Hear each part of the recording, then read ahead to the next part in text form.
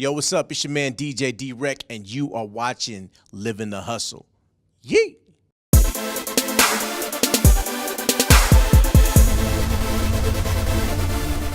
Welcome back to Livin the Hustle on Location. I'm your host, Laura Marcel. This week we got a chance to catch up with Nick Cannon's right-hand man and touring DJ, DJ D-Wrek.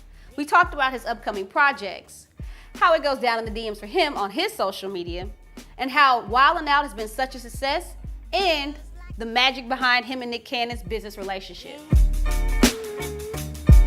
Yeah. DJ D-Wrek, you see us, we're like, Hey, dude. we got our little Timbs right now, feeling ourselves in Houston, Texas, you know? Mm-hmm. Yeah, I see what your black ones, I got on my emerald green ones. There you go. This look like a piece of taffy.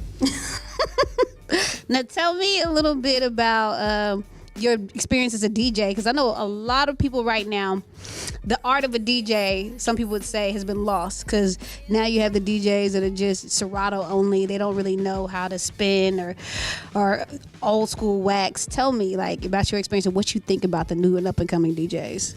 Well, I use Serato and I use my computer, but my computer is my record crate, and Serato just allows me to manipulate the records in my record crate. But I use turntables and a mixer that allows me to use Serato.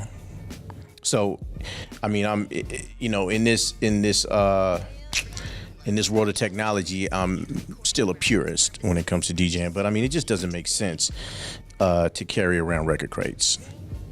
I got 20,000 records in my computer.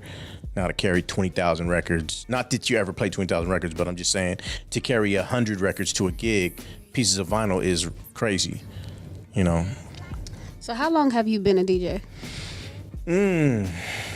I would say professionally since about 15, no, what year is this, 2016? Like 16 years. But I mean, yeah, professionally. So I started getting paid for DJing, like 16 years ago. But before that, it was one of the things that I did as a hobby, like as a b-boy. There's different things that you do, different elements to being a b-boy. Dancing, b-boying, popping, the whole lifestyle, rapping, all that kind of stuff like that. So, DJing was just part of that. It was one of the things I did as a hobby. And then I just when Nick Cannon and I started working together, we did this record on Jive, this album on Jive, and we went on tour. He was the rapper and I was a DJ, kind of like the Fresh Prince and Jazzy Jeff. Now tell me, how was your experience being working with Nick Cannon? Because he has this strong drive, he's just nonstop movement. I know you're a little bit older than him. Do you think that y'all learn off of each other, or y'all just bounce ideas off of each other? Yeah, I mean, we definitely feed off of each other. I mean, he's like an energizer bunny. Like, this dude never sleeps. He's just constantly on the go. That's why, he has so many different, so many different things in the pot. He's always working on all types of things. I mean, we do what we do together, Wildin' Out and different music projects and some TV and film projects. But, he does his thing and I do my thing. But, we've been working together for so long that a lot of those things intermingle, but, we're not attached to the hip or anything like that. We're, just, it's my boy. That's like my little brother. Now tell me about the experience on Wildin' Out. Y'all have had everybody on there. The comedians, funny. Plus, you got the Wildin' Out girls. Mm-hmm. Tell me something crazy that's happened on set that was kind of unexpected. Oh, I can't remember what season it was. It was like season 2 or something. One of the girls, one of the comedians, she was telling some joke and she tried to do a joke where she was saying, look at my behind or whatever. And she had tights on. She had on shorts, and she had on shorts under her tights. Oh, I'm sorry. No, she had on shorts, and under her shorts, she had on some leggings. And so, she's telling her joke, and her joke had to do with her pulling down her shorts. But if she would have done it right, you wouldn't have seen her whole behind. You would have just seen the tights. Anyway, she ended up pulling down everything and showing everybody everything. Wow. It was a wonderful night. It was a wonderful show. I mean, that's not a bad mistake. It was a wonderful show. Has anybody ever taken the jokes personally? Like any of the guests on stage? Like really? I mean, you know, some of the comedians, like Fat Joe, it could have just been for the cameras, but Fat Joe, he seemed pretty serious when he said, "Yo, you know, you say certain things and I'm gonna smack fire." I mean, I don't know what it was verbatim, but I think he did say something about smacking fire out of somebody, and you know, it was believable. So people stayed away from that.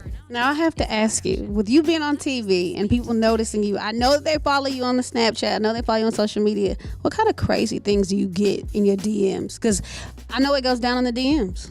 You know, I'm not on social media as much as I probably should be, and my agent and manager are like, "Yo, you need to be on it more." But I have gotten some interesting stuff on my.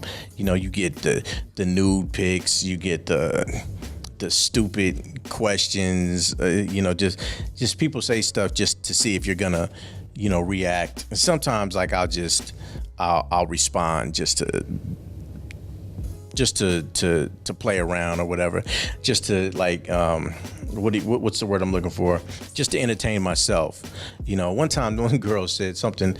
I was at JFK Airport and I was waiting on a flight and my flight got delayed, like they always do out of JFK. And somebody said something just really, really rude, and on Twitter, and so I just texted her back and I was like, "That's not nice." But my first reaction was to say something like really get at her, but I'm like, that's really what she wants for me to get at her. But I mean, not get at her in a like trying to date her type of way, but you know, just holler at her on some you talking to type of thing. So I was just like, that's not very polite or something like that. And then we just had a long conversation, direct message conversation, and then she ended up being real cool and saying, "You know what? You're not what I thought you were. I like you," and blah, blah, blah, blah. I was like, "Thanks, just keep watching the show. I appreciate it." I've never understood that, why people think that they know someone by watching them on TV. Exactly. It's crazy. You don't know me. I guess DJ D-Wrek is now an official Snapchatter now that I showed him the ropes. For more exclusive content like this, make sure and log on to the web at livinthehustle.com and drop the G. Or you can follow us on Twitter, Instagram, and Facebook. You know you want to see more exclusive content like this. So until next time, how are you living your hustle? Best around because she love